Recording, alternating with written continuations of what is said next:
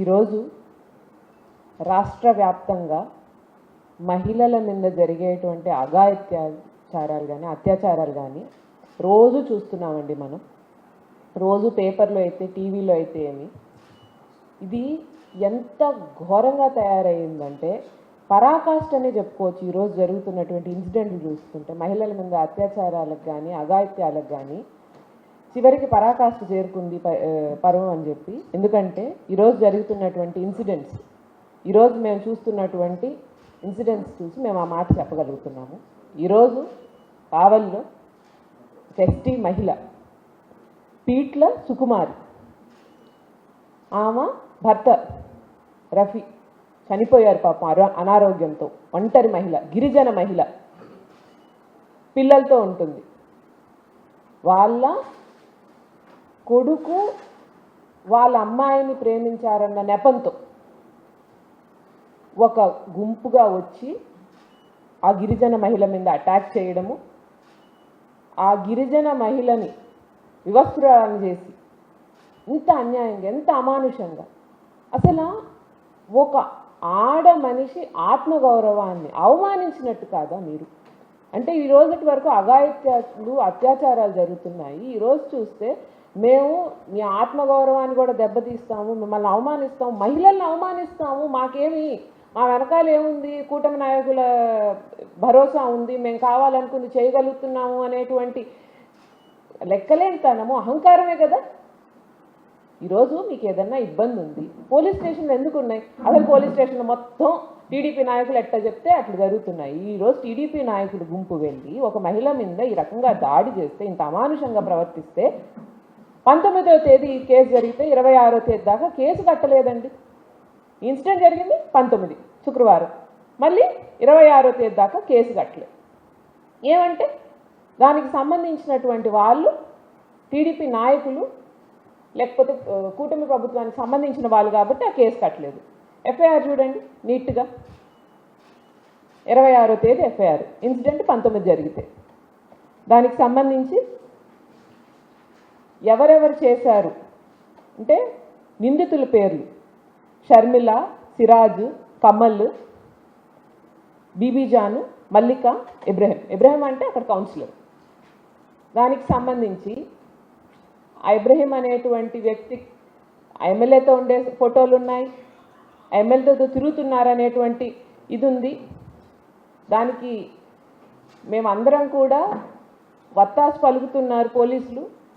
ఏ రకంగా పోలీసులు వీళ్ళకి సపోర్ట్ చేస్తున్నారు అని అంటే కేసులకి కౌంటర్ కేసెస్, అంటే ఆ పిల్లవాడి మీద, అంటే బాధితుల మీద, ఆ పిల్లవాడు దెబ్బలు తిన్నటువంటి పిల్లవాడు, దెబ్బలు తిన్నటువంటి ఫ్యామిలీ మీద, ఆ పిల్లవాడి మీద ఒక కేసు. ఏంటి ఇట్లా మా పాప స్నానం చేస్తుంటే చూసారని చెప్పి ఒక కౌంటర్ కేసు. అంటే ఒకవేళ ఈ కేసు రిజిస్టర్ అయినా, ఒకవేళ వీళ్ళు బయటికి వచ్చి ధైర్యంగా పోరాడినా మేము వాళ్ళని ఏదో రకంగా భయపెట్టాలి. ఓపెన్ బ్లాక్మెయిలే కదా. మీరు మా మీద కేసు పెట్టి ఈ కేసు ప్రొసీడ్ చేస్తే ఈ కేసు ఇన్వెస్టిగేషన్తో పాటు ఈ తప్పుడు కేసు ఇన్వెస్టిగేషన్ చేస్తాము, మీకే శిక్ష పడేలా చేస్తాము అంటే తప్పు చేసి అంత అమానుషంగా ప్రవర్తించి ఆ మహిళల మీద అంత అఘాయిత్యానికి పాల్పడ్డ వాళ్ళని వెనకేసుకొస్తారా? పోలీస్ వ్యవస్థ పనిచేస్తుందా? పోలీసులు కనీసం ఆలోచన అయినా చేస్తున్నారా? దీనివల్ల నార్మల్ ప్రజలకి మనం ఏం సందేశం ఇస్తామనేది ఒక్కసారి ఆలోచన చేస్తున్నారా? ప్రజలకి ఏం భావన ఉంటుందండి? అరే మనం వాళ్ళు ఏం చేసినా చెల్లుబాటు అవుతుంది, పోలీస్ స్టేషన్కి వెళ్ళడం వేస్ట్, పోలీసుల దగ్గరికి వెళ్ళడం వేస్ట్. పోలీసులు అనేటువంటి వాళ్ళు ఈరోజు టీడీపీ నాయకులకి మాత్రమే పనిచేస్తున్నారు. ఎక్కడా కూడా ప్రజలకి పోలీసులు పనిచేసేటువంటి పరిస్థితి లేదు. పోలీస్ వ్యవస్థ పూర్తిగా నిర్వీర్యం అయిపోయింది. పోలీసులు అనేటువంటి వాళ్ళు తప్పుడు కేసులు పెడుతున్నారు అనేటువంటి ప్రజల్లోకి వెళ్తుందా లేదా? ఎన్ని ఇన్సిడెంట్స్, ఒకటా రెండా? దానికి సంబంధించి దుత్తలూరులో భీమవరం గ్రామంలో ఇంకొక ఇన్సిడెంట్, సుజాత అనే మహిళని కొట్టారు. దానికి సంబంధించి ఆ అమ్మాయి చికిత్స తీసుకుంటుంటే ఆ వీడియో కూడా ఉంది మన దగ్గర. రోజుకొక తలకాయ నొప్పి. ఎందుకని ఈ మహిళ కేసు మీరు రిజిస్టర్ చేసుకోవడానికి అమ్మాయిని తిప్పించుకుంటున్నారు? ఈ మహిళ కేసుని మీరు ఎందుకు రిజిస్టర్ చేసుకోవడానికి వెనక్కి తగ్గుతున్నారు? అంటే ఇప్పుడు ఒక కౌంటర్ కేసు రెడీ చేయాలి, ఈ కేసుతో పాటు ఆ కేసు రిజిస్టర్ చేయాలి, ఈ కేసును నీరుగార్చేయాలి, తర్వాత అదే కదా జరుగుతుంది. ఇప్పుడు ఈరోజు కావలికి సంబంధించినటువంటి ఆ అమ్మాయిని ఎవరినైతే బాధితురాలు ఉందో ఆ బాధితుల్ని నిందితులు చేశారు. ఆ బాధితురాలు ఎక్కడుందో తెలియదు, ఆమె రహస్యంగా చికిత్సలు చేశారు. అయినా ఈ రహస్య చికిత్సలు ఇవన్నీ నాకు అర్థం కావట్లేదు. ఎవరితో వాళ్ళకి ప్రాబ్లము? టీడీపీ నాయకులతో ప్రాబ్లము, లేకపోతే పోలీసులు వాళ్ళని బెదిరిస్తున్నారు. వాళ్ళని ఇంకెవరి దగ్గర నుంచి కాపాడడానికి రహస్య చికిత్సలు? మీతోనే కదా వాళ్ళ ప్రాబ్లము, మీరే కదా వాళ్ళని బెదిరిస్తున్నారు, మీరే కదా వాళ్ళు భయపడుతున్నారు. మరి వాళ్ళు ఎక్కడున్నారో ఎక్కడ చికిత్స పొందుతున్నారో కూడా తెలియకుండా ఇంత రహస్యంగా చికిత్సలు ఎందుకు జరుగుతున్నాయి? స్టార్టింగ్ నుంచి ఇదే కదా. బాధితులు కనపడరు, బాధితుల్ని బెదిరిస్తారు, బాధితుల్ని నిందితులు చేస్తారు, చివరికి మీరు గారు చేస్తారు ఆ కేసు. మనం చూస్తున్నాం సాయికృష్ణ కేసులో క్లియర్గా ఇంత గగ్గోలు పెడుతుంది. ఆ మదర్ వచ్చి నా బిడ్డ లేడని నాకు తెలుసు, నాకు బూడిదైనా ఇప్పించండి అని అంటే వాళ్ళకి ఏమైనా న్యాయం జరిగిందో? సీసీటీవీ ఫుటేజ్ లేదు. పోలీసులు ఎంత లెక్క లేకుండా బిహేవ్ చేస్తున్నారండి. సీసీటీవీ ఫుటేజ్ లేదు అనేస్తే అక్కడికి అయిపోద్ది. అంటే మేము తప్పు చేసినా మా మీద ఆధారాలు కనపడవు, వీళ్ళు ఏదో కాసేపు మాట్లాడుకొని వెళ్ళిపోతారు, మేము ఏదైనా చేసుకుందాం అనేటువంటి ధోరణికి దిగిపోయారు టీడీపీ నాయకులు కానీ, టీడీపీ పాలకులు కానీ, లేకపోతే చివరికి పోలీసు వ్యవస్థ కానీ. మాదే రాజ్యం అన్న అహంకారంతో పనిచేస్తున్నారు తప్ప బాధ్యతగా పనిచేసే ఒక్క డిపార్ట్మెంట్ చెప్పండి ఈరోజు కూటమి పాలనలో ఒక్కరు. చివరికి ఈ రాష్ట్రానికి మహిళా హోంమంత్రి ఉంటే, మహిళల పరిస్థితి దారుణంగా ఉంటే కనీసం దాని గురించి మాట్లాడేటువంటి పరిస్థితి కూడా లేదు కూటమి ప్రభుత్వంలో. వాళ్ళంతసేపటికి మేము బ్రహ్మాండంగా అబ్బా స్టేజ్ ఎక్కారంటే మేమెంత బాగా పాలిస్తాం, మీరు చూడలేకపోతున్నారేమో కానీ మేము చెప్తున్నాం వినండి ఎంత గొప్పగా పాలిస్తున్నామనంటే.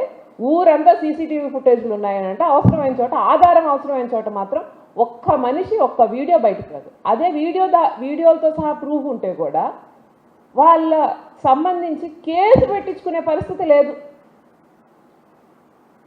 మరణ వాంగ్మూలమే కదా క్రాంతి కుమార్ది. పోలీసుల వల్ల వాళ్ళని ఇబ్బంది పెడుతున్నందువల్ల నేను ఇట్లా సూసైడ్ చేసుకుంటున్నారని చనిపోతే అతనికి ఏం న్యాయం జరిగిందండి? పోలీస్ వ్యవస్థ ఎంత ఘోరంగా పనిచేస్తుంది అనేటువంటి దానికి ఇంతకంటే ఉదాహరణ అవసరమా? కూటమి పాలన ఏ రకంగా ముందుకు సాగుతుంది అనేది మేము ఎప్పుడో చెప్తాం. మహిళలతో అవసరంలా, ప్రజలతో అవసరంలా. ఒక ఇన్సిడెంట్ జరిగిందంటే వీళ్ళు బాధితులు, వీళ్ళు నిందితులు అని అవసరంలా. మా రాబడి ఏంటి? ఇప్పుడు ఇన్సిడెంట్లో మాకేమైనా రాబడి వస్తుందా? లేదు. రానప్పుడు వాళ్ళకి న్యాయం చేసి మాకేం లాభం? పైగా ఈ ఇన్సిడెంట్ బయటకు వస్తే ఏమవుతుంది? మీ పాలన వైఫల్యాలు బయటపడతాయి. అందుకని ఆ ఇన్సిడెంట్ బయటకు రానివద్దు. మా కౌన్సిలర్ ఇంత ఘోరంగా పనిచేస్తున్నారు అనేది బయటకు వస్తుంది, అందుకని ఆ ఇన్సిడెంట్ రానివద్దు. ఎస్సీ ఎస్టీ కేసులు కట్టినటువంటి వ్యక్తులు మీకు తెలిసి మీ కళ్ళ ముందు, పోలీసుల కళ్ళ ముందు నాయకులు కారులో తిరుగుతుంటే కనీసం వాళ్ళని ఇన్వెస్టిగేషన్కి పిలిచిన పాపాన్ని పోవట్లేదు, వాళ్ళని పిలిచి విచారణ చేసే పాపాన్ని పోవట్లేదు. గాలి వదిలేశారు పూర్తి స్థాయిలో. ప్రభుత్వం ఏం చెప్తే అది చేయడం పోలీసుల పన, ప్రజలకు అన్యాయం జరిగితే న్యాయం చేయడం పోలీసుల పన.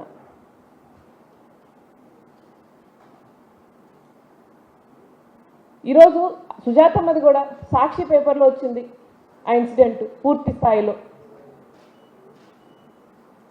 ఈరోజు పోలీస్ స్టేషన్కి వెళ్ళడానికి ప్రజలు ఇష్టపడట్లేదు.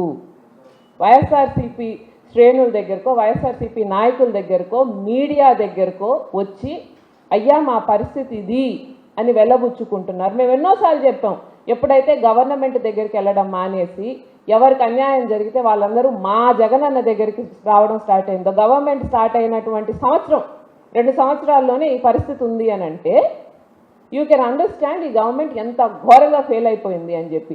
గవర్నమెంట్ నడిపేటువంటి వాళ్ళు, పోలీసులు అందరికీ తెలుసు మా గవర్నమెంట్ ఫెయిల్ అయిపోయింది, మేము చేతగాని వాళ్ళని ప్రతి ఒక్కళ్ళు అనుకుంటున్నారు, ప్రజల్లో ఈ ఆలోచన ఉంది అని చెప్పి. కాకపోతే ఎటువంటి ఆలోచన ఉన్నా ఏం చేసినా కానీ మేము మా స్టైల్ ఆఫ్ వర్కింగ్ మార్చుకోదలుచుకోలేదు. మేము అధికారంలో ఉన్నాం, మాకు ఎవరు అడ్డొస్తాడు, అడ్డొచ్చిన వాళ్ళందరి మీద కేసులు పెడతాం కదా అనేటువంటి ఒకే ఒక ఉద్దేశంతో ఈరోజు ఇంత నిర్మానుష్యంగా, ఇంత భయం లేకుండా, ఒంటి మీద స్పృహ ఉందో లేదో, ఏం చేస్తున్నారో అర్థమవుతుందో లేదో, మీరు కేసులు పెట్టుకోవచ్చు, గవర్నమెంట్ మీ చేతుల్లో ఉంది, అయినా కానీ ఇంత పైశాచికత్వంగా మనుషులతో మీరు వ్యవహరిస్తున్నారు అని అంటే ఇది పరాకాష్ట. దీనికంటే దిగజారు సరేలేండి. ఇప్పటి వరకు కూడా మొన్న ఇన్సిడెంట్స్ వరకు కూడా మేము అదే అనుకున్నాం, దీనికంటే మనుషులు అనేటువంటి వాళ్ళు దిగజారగలరా అనుకుంటే ప్రతిసారి ఇంకొక ఇన్సిడెంట్ అంతకంటే ఘోరమైనది, అంతకంటే అసలు మాటలు చెప్పలేము ఎంత దిగజారిపోయారు అని చెప్పి ఇంకొక ఇన్సిడెంట్ వస్తుంది. దానికి ఇది ఒక ఉదాహరణ, కావలి ఇన్సిడెంట్. అట్లా మీరు రోజు రోజుకి దిగజారిపోతున్నారే కానీ దీనికి ఏం పైకి వెళ్ళే మార్గం కనిపించట్లా. కాబట్టి పోలీస్ వ్యవస్థ అనేటువంటిది ప్రభుత్వంతో పనిచేయాల్సిన అవసరం లేదు. పోలీసులకి వాళ్ళకి సంబంధించినటువంటి ఐపీఎస్లు లేకపోతే బిఎన్ఎస్ చట్టాల ప్రకారం పనిచేయాలి. కోర్టు ఇచ్చే ఆర్డర్ని తీసుకొని కోర్టు ఏ ఆర్డర్ ఇస్తే దాని ప్రకారం ఇన్వెస్టిగేషన్స్ లేకపోతే దానికి సంబంధించినటువంటి ఇన్వెస్టిగేషన్ నేరాలు కానీ దానికి సంబంధించిన ఆధారాలు కానీ సబ్మిట్ చేయాల్సినటువంటి అవసరం ఉంది. కోర్టులు కూడా మీరేం పట్టించుకునే పరిస్థితుల్లో లేరు. కోర్టు మాట కోర్టు, మా మాట అన్నట్టు ఉన్నారు. కాబట్టి అవన్నీ పక్కన పెట్టండి, కోర్టుకు గౌరవం ఇవ్వండి. కోర్టు చెప్పిన విధానంలో ఆధారాలు కానీ కేసులు కానీ పుటప్ చేయడం ఇప్పటికైనా స్టార్ట్ చేయండి. కౌంటర్ కేసుల పర్వం వదిలేయండి. రకరకాలైనటువంటి కౌంటర్ కేసులు అంటే ఒక కేసు పెట్టంగానే ఆ కేసు నిర్వీర్యం చేయడానికి మీరు ఒక కౌంటర్ కేసు తీసుకొస్తున్నారు. ఈ కేసు రిజిస్టర్ చేయాలంటే ఆ కేసు రిజిస్టర్ చేస్తున్నాడు. ఇవన్నీ ఆపేసేయండి. ఇవన్నీ ఏం పనికిరావు. మీరు చేసేటువంటి పనులు ఏంటనేది అర్థమవుతుంది. ఆ బాధిత మహిళకి ఇంత ఘోరం అన్యాయం జరిగింది మీ పాలనలో. ఇది పాలనా వైఫల్యం, పోలీసుల వైఫల్యం. మేము చెప్తానే ఉన్నాం, మీరు మీ పొలిటికల్ గెయిన్స్కి పెట్టేటువంటి ఆలోచన కానీ లేకపోతే శ్రద్ధలో కానీ 2% పెడితే క్రైమ్ రేట్ తగ్గొచ్చు. ఈరోజు మహిళల మీద జరిగే అత్యాచారాల రేటు రోజు రోజుకి పెరిగిపోతుంది. సగటున రోజుకు 3 మంది మహిళలు హత్యకు అఘాయిత్యానికో గురవుతున్నారు. రోజు ఇదే పరిస్థితి ఉంది. అఘాయిత్యాలు అత్యాచారాలకి మరి అదుపు లేకుండా పోతుంది. కాబట్టి ఈ రోజుకైనా కానీ మేము మహిళలందరం, వైఎస్ఆర్సీపీ మహిళలందరం కూడా డిమాండ్ చేసేది ఏంటంటే ఈరోజు జరిగినటువంటి ఇన్సిడెంట్ వెంటనే ఆ మహిళకి న్యాయం చేయాలి. 2 మహిళలకు కూడా, గిరిజన మహిళలకి న్యాయం చేయాల్సినటువంటి బాధ్యత మీకుంది. కాబట్టి వీ డిమాండ్ జస్టిస్. ఖచ్చితంగా ఈరోజు తప్పు చేసినటువంటి ప్రతి ఒక్కరికి ఎంత పెద్దవాడైనా కానీ శిక్షింపబడాలి. ఈరోజు మీరు వేసే శిక్ష రేపు ఎంతో మందికి భయాన్ని కలిగిస్తుంది. ఈరోజు మనిషికి ఒంట్లో భయం లేకుండా పోయింది. మహిళల్ని ఎట్టబడితే అట్ట తాకొచ్చు అనేటువంటి విధంగా తయారైపోయి ఉన్నారు. రేపు పొద్దున్నే ఆంధ్ర రాష్ట్రంలో మహిళలకి రక్షణ లేదు అని అంటే అది కేవలం మీ వల్లే అనేది గుర్తుపెట్టుకోండి.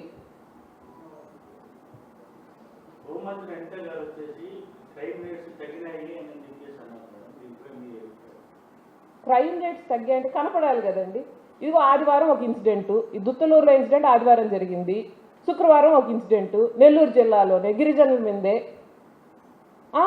మీరు దానికి సంబంధించి ఇదిగో అమ్మా మేము క్రైమ్ రేట్ తగ్గించాము, వీళ్ళ మీద మేము యాక్షన్ తీసుకున్నాము అని ఒకటి చూపించండి. మేము క్రైమ్ రేట్ తగ్గించామంటున్నారు. Okay, very good, crime rate తగ్గించారు. ఎంతమందికి బాధితులకి న్యాయం చేశారు? క్రైమ్ రేట్ తగ్గించడం అంటే అదే కదా.